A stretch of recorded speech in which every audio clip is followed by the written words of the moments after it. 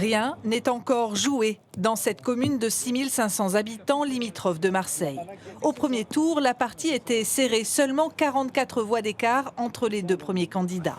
Le maire sortant, mis en examen pour viol et violence conjugale, est arrivé en tête et cela n'étonne pas certains de ses administrés. Il fait ce qu'il veut de sa ville, dans le fond. Je ne vois pas ce que ça avait à voir avec la politique. S'il n'y avait pas eu ces histoires de justice, il serait passé. Présumé innocent, Nicolas Bazuki a recueilli 42% des suffrages. Je suis très confiant, très serein.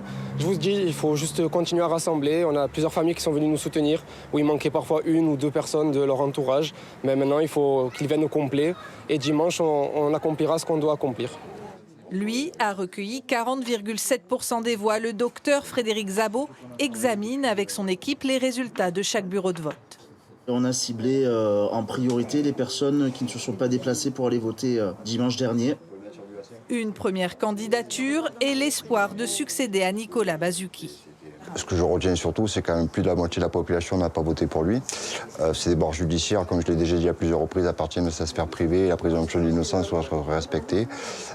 Nous, ce quoi on combat, c'est par rapport à la gestion catastrophique de la ville et la façon dont les finances de la ville sont tenues.